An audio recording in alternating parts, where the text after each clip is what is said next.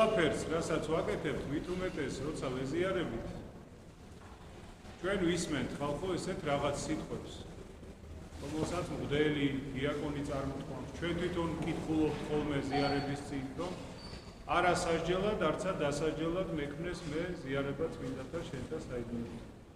ანუ ვიგებთ აქედან, რომ ეს ყველაფერი მარტო საკურნებელი კი არ არის სულისა და ხორცისა, რასაც ერთმანეთს ბუნებრივია ყველა უსურვებთ, არამედ შეიძლება გექცეს სასჯელად და დასასჯელად და დასაყუპად. ღმერთი რო დაგჯდის, ვეღარ გიშველის. ღმერთისგან მოცემულს რო ვერ შეირგებ, რაღა უნდა შეირგო. ამიტომ დავფიქრეთ ხალხო, რომ ჩვენი ტაძარში ყოფნა ფარისევლობა და სასჯელი არ იყოს. ჩვენი ღვთისმიერება არ იყოს უშინაარსო და ულოგიკო. ვერთხად აგვიფაროს. რადგან რაღაცა ერთს აკეთებ, რისთვის აკეთებ და როგორ აკეთებ, ამას გააჩნია. თორე რაღაცის კარგად კეთებაში ფარისევლებს ვერავინ ვერ ჯობნიდა და ამას თავად ქრისტე მაცხოვარიც არ უარყოფდა. ეუბნებოდა ხალხს, რომ ფარისევლებს მიბაძებთ. ვკითხულობთ ყველა სახარებას და გვახსოვს ეს მონაკვეთი. ფარისევლებს მიბაძებთ. ისინი როგორ გულმოდგინეთაც ასრულებენ, რაც გასაკეთებელიაო, ამაში არაფერი არ არის ცუდი და მიუღებელი. თქვენც ესე თავდადებით აკეთებთ. მაგრამ მათ საფუარს მიიღებთ. ანუ იმას, რასაც ისინი ამრავლებენ. იმას, რასაც ისინი თავის თავში ატარებენ. იმ უშინაარსობას და ულოგიკობას. როცა რისთვის აკეთებ ამ ყველაფერს. ასევე არის ხალხო, ჩვენ რო ვეზიარებით, მამები რას გვასწავლიან, რომ ღვთისმსახურება არის ასახვა მაცხოვრის მიწიერი ჩვენი გამოხსნელობითი ცხოვრების. ჩვენ ვეზიარებით რამდენიმენაირად ვირგვინი, რა თქმა უნდა, უფალთან თანაზიარებისა, ესაა მისი ყოვლადწმინდა სისხლისა და ხორცის მიღება. მაგრამ მანამდე იკითხება წმინდა წერილი, წმინდა სამოციქულო და სახარება და მამები გვასწავლიან, რომ ჩვენ ვეზიარებით სიტყვითაც, ღვთის სიტყვითაც. იგნატე ღმერთშემოსილი ყველას გაგიგონიათ. ერთ-ერთი უადრესი მამა ეკლესიისა, ანტიოქიის ეკლესიის წინამძღოლი, რომელიც ანტიოქიაში შეიპყრეს, რომში ჩაიყვანეს და იქ კოლიზეუმში შეაჭამეს მხეცებს. გზა და გზა, სანამ გზაში მიდიოდა, იგი წერილებს წერდა, სადაც გაივლიდა იმ ადგილობრივ ეკლესიებს. და მას აი ამ გზაზე მიმავალს ამ წერილებში უამრავი საინტერესო რამე აქვს ჩვენთვის დღემდე სამოძღვროდ და სასწავლებლად აღწერილი. პირველ საუკუნეთა მოციქულთა მემკვიდრეობა და დამოკიდებულება ღვთისადმი. და იქ უწერია, რომ მე ისე მივისწრაფიო სახარებისკენ, ანუ წმინდა წერილისკენ, როგორც ყურისკენ. თავის თავზე წერს, ანუ ამხელა კაცი ეკლესიის წინამძღოლი, ანტიოქიის ადგილობრივი ეკლესიის მამა, რომელიც შეპყრობილი ყავთ უკვე მოწამეობის გზაზე დამდგარი, წერს, რომ მე სახარებისკენ, ანუ ღვთის სიტყვისკენ ისე მივისწრაფიო, როგორც ყურისკენ. ანუ კიდე ერთი ზიარება, რომლითაც ჩვენ ვიზრდებით თურმე ღვთისად. და ვიზრდებით, რა თქმა უნდა, იმ მადლით, რომელსაც ღმერთი გვაძლევს და ჩვენ ვახერხებთ მაგალითად ვილოცოთ. ჩვენივე ლოცვით და ღმერთთან პირადი საუბრითა და დიალოგითაც ვიზრდებით. ანუ რამოდენიმენაირად ვეზიარებით ღვთისმსახურებისას. და ჩვენი უწესრიგობით იმ ფარისევლებზე უფრო უკან ვდგებით. იმიტომ რომ ჩვენ თუ ფარისევლებს უწოდებთ და დღეს ეს სიტყვა სალანძღავი არის, მხოლოდ იმიტომ რომ ისინი რაღაცას მოჭრებითად აკეთებდნენ ხოლმე და გარეგნულად აკეთებდნენ. და მასში შინაარსს სარდებდნენ და გულს სარდებდნენ, სულს და ღვთისდიდებას სარდებდნენ. თორემ გარეგნულად რო სწორად აკეთებდნენ, ამაზე თავად უფალმაც კი არ ათქვა არაფერი და არ შედავებია არავის. და უცებ აღმოჩნდება ისე, რომ არც ფორმას ვიცავთ თურმე და არც შინაარსს და ესე იგი იმ ფარისეველზე უკან დავდგებით კიდე.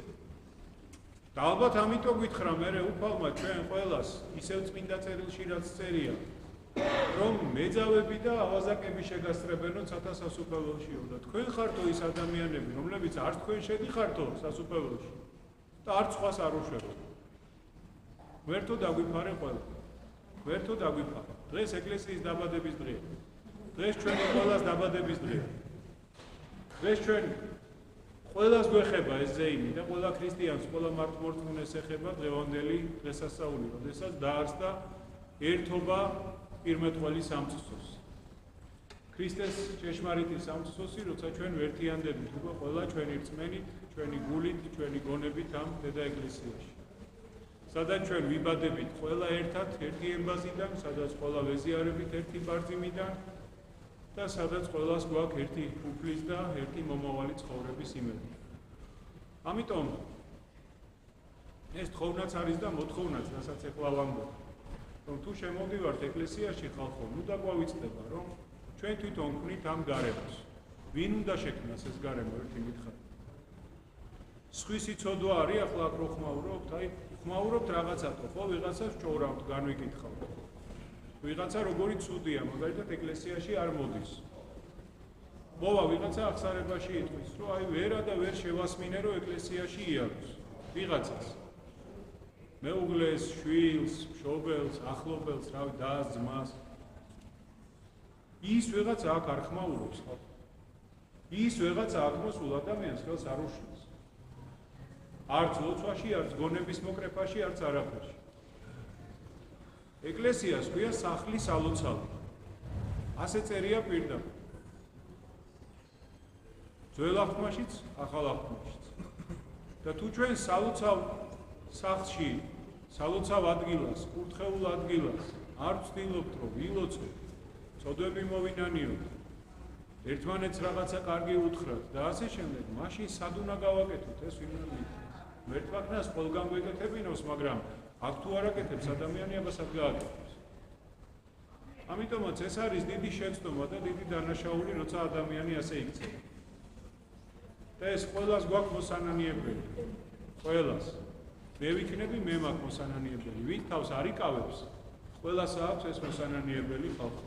რომ ის არ უფრთხილდება მოყვას. ის არ უფრთხილდება ისედაც ერთ ბეწვზე დაკიდებულ რწმენას და იმედს ხშირად და კავშირს ადამიანისას ღვთისადმი. ის უბრალოდ აი ესე ტალახიანი ფეხებით გაიჯლიგინებს, გამოიჯლიგინებს ხოლმე ადამიანის ყურზე და ადამიანის ემოციაზე. კი, რა თქმა უნდა, ყოველთვის სად იქნება ამ ღვთისმსახურში დამშვიდებული და დალაგებული ცხოვრება, არც არასოდეს არ იქნება. ყველა ახლა ამასაც ოცნებებში კი არ უნდა დავერთოთ, მაგრამ კაცო, რაც ჩვენზეა დამოკიდებული, ჩვენ იმას გავუფრთხილდეთ. თორე ვერ იქნება ეს ქვეყანა დამშვიდებული, გასაგებია, წამშიც ამას ვამბობთ, რომ ჩვენ მოველით ცხოვრებასა მის საუკუნესას. ჩვენ არ ვამბობთ, რომ აქ 60 იქნება. აი უტოპიებს, როგორიც არის კომუნიზმი თუ სხვა, რომელიც ბევრი ყოფილა და კიდევ ბევრი იქნება ალბათ. სანამ მეორე მოსვლა დაძლევა. ჩვენ არ უყვებით ამ რაღაცებს. ჩვენ არ ვიჯერებთ, რომ აქ ქვეყნა თურმე შეიძლება 60 მოეწყოს. თუმცა აქვე გავიხსენებ სერბეთის პატრიარქი პავლეს სიტყვებს, რომ ამ ქვეყნად 60 ვერ იქნება, გამორიცხულია. და ჩვენ ვერ შევქმნით ამ ქვეყნად 60-ს სასופელოს, მაგრამ ის ნამდვილად შეგვიძლიაო, რომ ამ ქვეყნად ჯოჯოხეთი არ იყოს. ხო და მოდით ხალხო რა, აი ამ საზომით მაინც მივუდგეთ, რომ კაი 60-ს ვერ აკეთებ ამ ქვეყანაზე და ვერც გააკეთებ, იმიტომ რომ მართლა ძალიან გვძლევს ჩვენი ცოდვები, მაგრამ ჯოჯოხეთად ნუ აქცევთ კაცო ამ გარემოს. რა არის იმაზე მნიშვნელოვანი, ვიდრე ის სათხოვარები, რომელიც აგერ მამებმა წაიკითხეს. რაც მთელი ეკლესიის სახელით იკითხება. ეს დალუცვილი ადამიანს, როცა რაღაცა გაინტერესებს, აი მახსენდება ერთი სუხიშვილების მოგონებაა თუ არ მეშლება. სადღაც ჩავედითო და კონცერტზე შესვლა, მომზადება დაგვაგვიანდა. და დარბაზში შუქი იყო უკვე ჩამქრალი და ჩვენ სცენაზე ისე გავედითო, ისე ვიცეკვეთო, რომ საერთოდ ვერ ვხედავთო დარბაზო. პირველ რიგსაც კი ვერ ვხედავთო. არ ვიცითო საერთოდ არის თუ არა ვინმე. და რომ დავამთავრეთო ეს პირველი ცეკვა, რატომღაცო ყველას გაგვიჩნდა ემოციაო, რომ ეთყობა ხალხი არ მოვიდა, უცხო ქვეყანაში ვიყავით ჩასულიო და გვეგონაო, რომ დარბაზი არის ცარიელი. უბრალოდ ჩვენ ვიცეკვეთ ბოლომდე, რაც საცეკვი იყო და ნომერი რომ დავამთავრეთ და აინთო შუქი და დაიკუხა ტაშმო, კაცი არ აკლდა დარბაზს. სავსე იყო მთელი დარბაზი. იჯდა ხალხი და უყურებდა იმას, რის საყურებლათაც მოვიდა. თუ სალოცავად მოვედით, თუ სულის საცხონებლად მოვედით, მაშინ მოდი სალოცავად და სულის საცხონებლად ვიყოთ. თუ სხვა რამისთვის დავდივართ ტაძარში, მაშინ მაშინ ტაძრის გარესივრცე უნდა შევარჩიოთ ამისთვის. იმიტომ რომ ეს არ არის საამისო აქტი. ღმერთმა დამიფაროს, ამას არავის აქედან გასაქცევად და გასაძევებლად არ ვამბობ. პირიქით, ტაძარი ყოველთვის ღიაა. და იქნება ღია უფლის მადლითა და წყალობით ყველა გაჭირებულისთვის, ყველა დაბნეულისთვის, ყველა უძლურისთვის და თავად უფალი ბრძანებს მოვედით ჩემთან მარშვალნი და თვითმცემელი და მე განგისვენოთ თქვენო და ისწავლეთ ჩემგან ამე თუ ტვირთი ჩემი ტყბილას და სუბუქარს მისი უღელი. მაგრამ განსხვავება ადამიანს შორის, რომელიც დღეს მოვიდა, გუშინ მოვიდა, ჯერ არ მოსულა ნორმალურად, დღეს შემოიარა პირველად და ეხლა სწავლობს ეკლესიაში როგორ მოიქცეს, რა აკეთოს და ასე შემდეგ. და განსხვავება ადამიანს შორის, რომელიც აქაურია უკვე 5 წელია, 10 წელია, 15 წელია თუ 30 წელი. მართლა განსხვავება. ეს არის რაღაც სულიერად მოზარდი ადამიანი და არის ადამიანი, რომელსაც რაღაც სულიერი გზა უნდა ქონდეს გავლილი. მე იმას არ ვამბობ, რომ ვიღაცას ვერ გაასწრებს. ვიღაცა ისეთი ნიჭიერი შეიძლება მოავნინოს უფალმა, რომ მართლა იხელა მადლი მისცეს.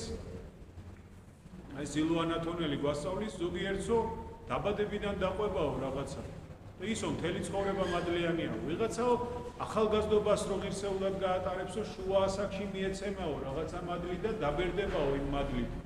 ვიღაცაო მთელი ცხოვრება ღვაწლში უნდა იყოსო და სიბერეში მიიღებსო რაღაცა დიდ სიხარულსო და მადლსო. ვინ როგორ მიიღებს ეს უფალმა იცის. ჩვენი არ არის. თუ მოგცემს მადლობა მას ამისთვის.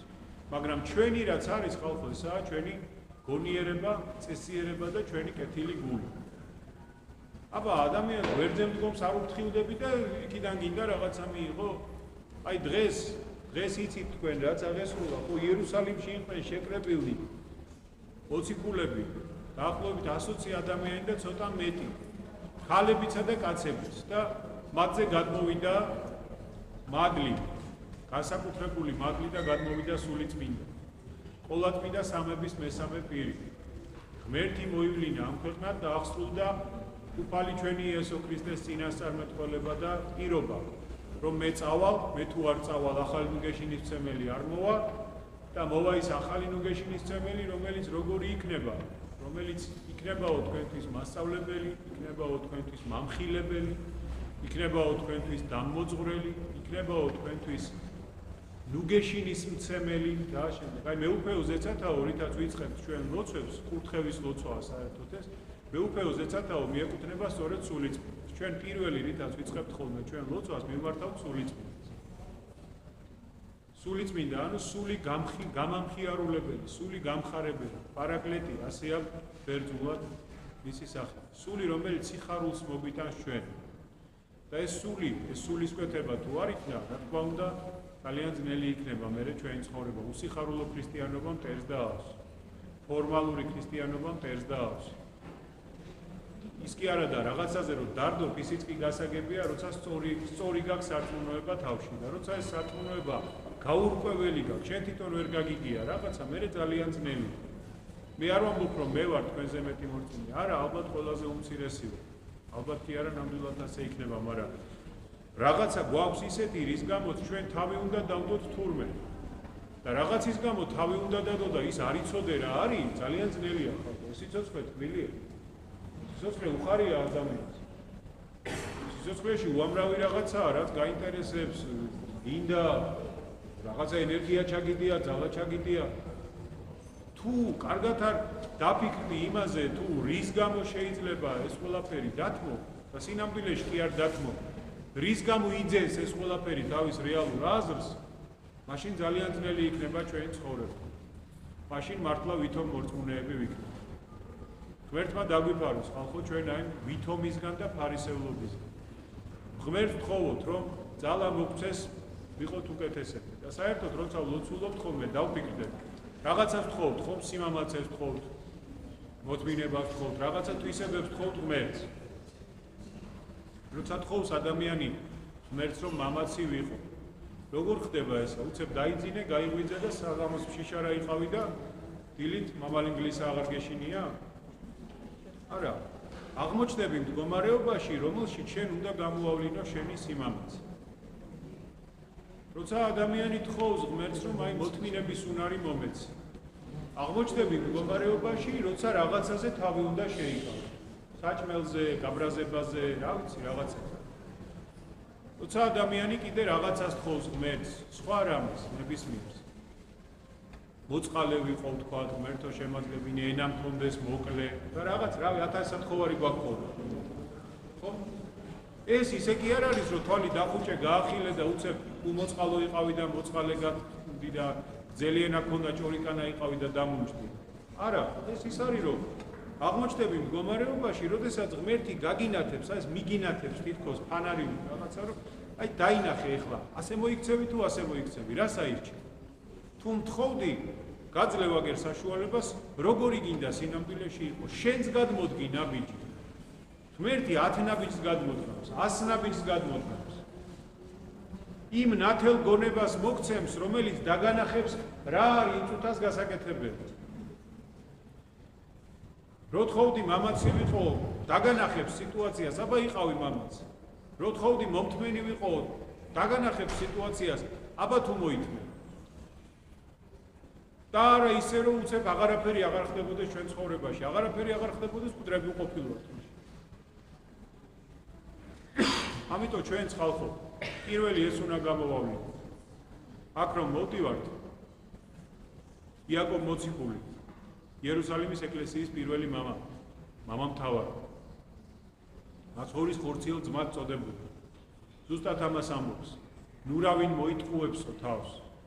ნუ იტყვისო, რომ მე უხილავ ღმერთს პატივს ვცემ, თაყვანს ვცემ და სასოებო, ანუ მისი იმედი მაქვსო და აქ ხილულ ძმას არ უფრთხილდება.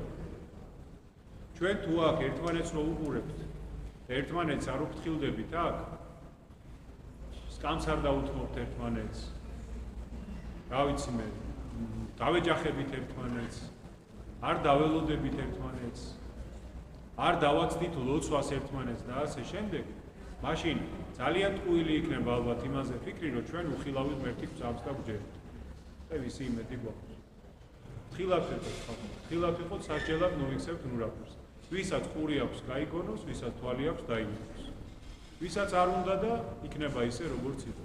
ნაძალადევი ეკლესიაში არაფერი არ ხდება. ეს არის ნებაყოფლობით შეკრებილი გონიერი ხალხის ერთობა. და დღეს არის ეკლესიის დაბადების დღე, კიდევ ერთხელ ვიმეორებ. დღეს გადმოვიდა სულიწმინდა მოციქულებზე ცეცხლის სახით და დაადგრა თავზე, ანუ გონებაზე. ივანე ოქროპირი ეს დიდი მამა და მსოფლიო მოძღვარი ბრძანებს, რატომ თავზე? როგორც წყალი რო უმაღლეს წერტილს დაესხმებაო რაღაცისას და მერე ყველაფერს ჩამოივლისო, ასევე როცა ადამიანების გონება, ადამიანების მეტყველება, ბაგე, ადამიანების გული გასუფთავდებაო, მთელი პიროვნება, ყველანაირი გრძნობა იქნებაო გასუფთავებული და საღვთო ცეცხლით მოსილი და ამტენური. ამიტომაც ჩვენ თუ სწორი გონება გვაქვს, მაშინ სხვანაირად ვიქცევთ. აი, როგორ ავთქვათ, პეტრე მოციქული წერს. დღეს პეტრემ რა გააკეთა 2000 წლის წინ. გამოვიდა პეტრე მოციქული, სულიწმინდით აღსებული სხვა მოციქულებთან ერთად, დაიწყო ყველა ენაზე ლაპარაკი, მოციქულებმა დაიწყეს. პეტრემ იქადაგა და მარტო პეტრეს ქადაგებით რამოდენიმე 1000 კაცი და ქალი გახდა პირველივე დღეს ეკლესიის წევრი. შეიმეცნეს ქრისტე და აღიარეს, რომ ქრისტეს გარეშე გადარჩენა არ არსებობს. პეტრე მოციქულს თავის ეპისტოლეში რა უწერია? ნათლობა და ჩვენ ნათლობით ვხვდებით ეკლესიის წევრები. ნათლობა არისო ღმერთისათვის წმინდა ცხოვრებისა და წმინდა აზროვნების შეპირება. ანუ ჩვენი ნათლობით ღმერთს პირობას ვაძლევთ, რომ გვექნება წმინდა ცხოვრება და წმინდა აზროვნება, წმინდა გონება წერია, წმინდა აზროვნება. აი ესაა მთავარი. სულიწმინდა მოვიდა და განწმინდა ჩვენი გონება. მოგცა საშუალება, რომ მადლი მივიღოთ და გავიჩეროთ. თუ ამაზე არ ზრუნავს ქრისტიანი, აბა რაზე ზრუნავს? მე მესმის ყველაფერი შეიძლება იყოს, მაგრამ სასჯელად არ ვიქცევ. მე მახსოვს ერთხელ სტიქაროსანი ვიყავი, სახურებაზე ვიდექი პატრიარქთან, ზეთის ცხებაზე უნდა და ერთხელს მისვლა.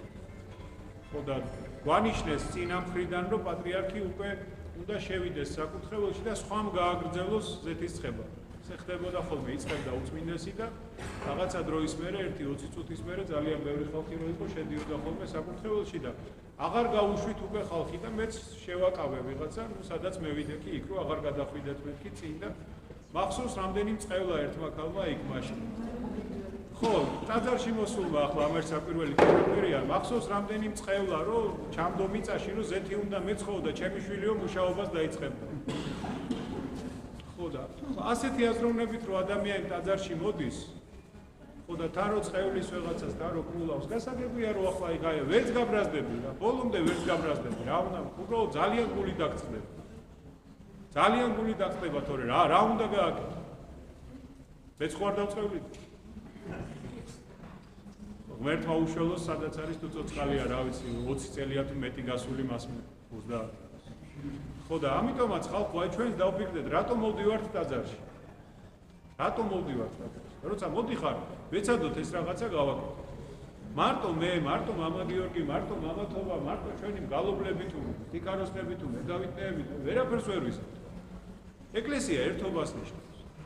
როცა ჩვენ დავინახავთ რომ ერთნი ვართ და აქ საჭორაოდ და შედი გადისთვის არ მოვდივართ, მე სხვანაირად მოხერხდება. ეხლა აზრიც არ აქვს ხალხო რაღაცების თქმას. მე რო ვიტყვით რომ კარს ვკეტავთ ეხლა და აღარ ტურისტი შემოვა ამ დროს მსახურებაზე არც არავინ იქნება მარტო მაზიარებელი ხალხი. ეხლა ამას ვაკეთებთ, ეხლა ამას ვაკეთებთ და შედეგიც მეტი გვექნება ხალხო. რაღაცა გასაგებია 100 კაცში რაღაცის დაორგანიზება ძნელია, მაგრამ ესე ჯგუფ-ჯგუფად რო ვიქნებით. ყველას კარგი მოძღვარი ყავთ. არც ერთი მოძღვარი აქ იმას არ გასწავლით, რომ უწესრიგო ხმაურიანი და ისეთი იყავით, რომ მსახურების სიყვარულს გასწავლით ყველა და აბა უსწავლობთ, ვისწავლობთ რა.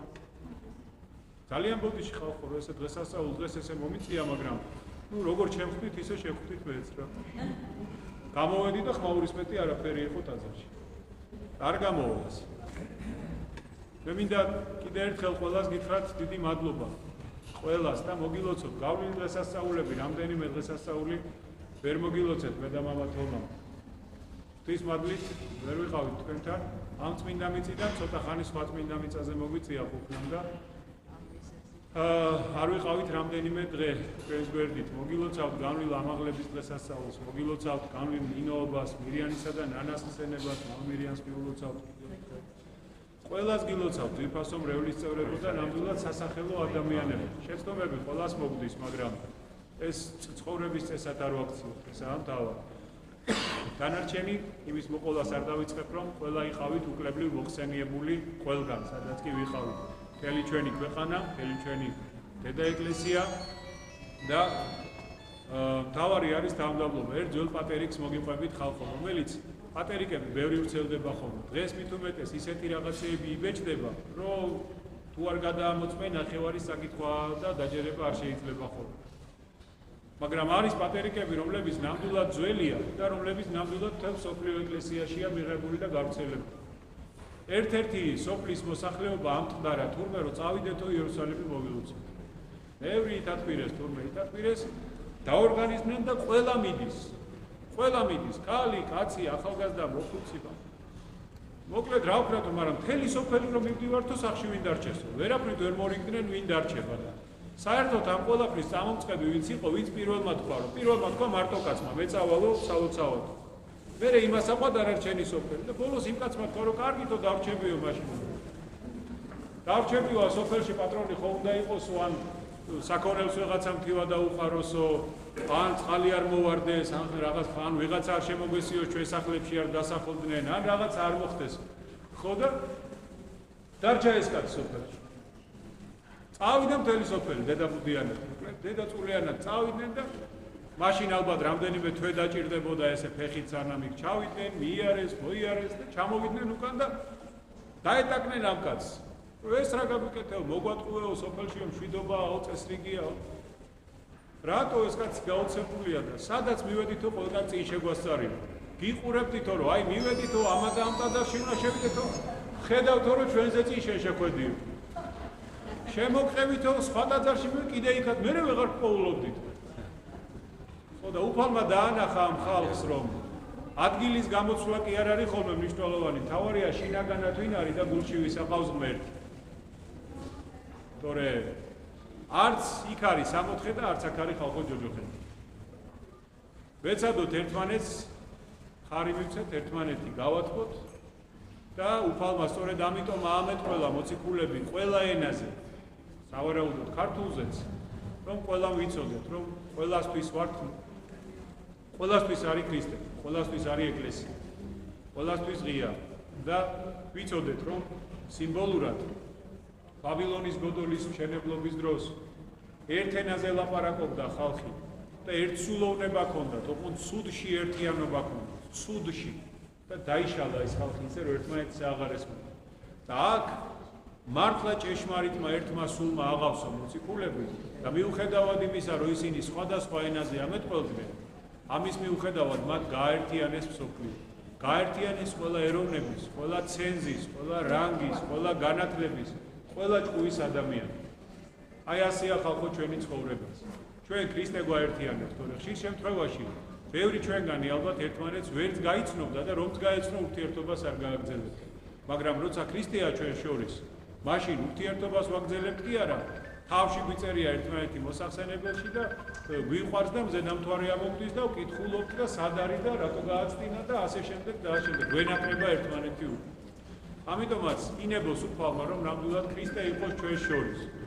და ამ ქრისტესში ერთობით და ქრისტესთან ერთობით ნამდვილად ის სული ნუგეშინისმცემელი არ დაგვტოვებს არასოდეს ჩვენ.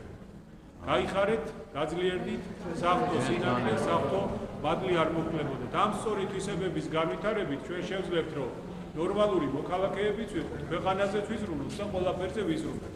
თვითონ უვარგისი ადამიანი ვერაფერს ვერ გააკეთებს. კურნალო განიკურნე შენი თავიო, ამბობს უფალი.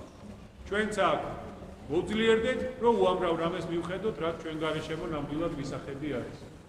ჯვარი გეწეროთ და გაიხარეთ, გილოცავთ ყველას პატივისცემით, სიხარულითა და სიყვარულით. ჯვარი გეწეროთ მრავალსა წელსა, მრავალჯამიერ.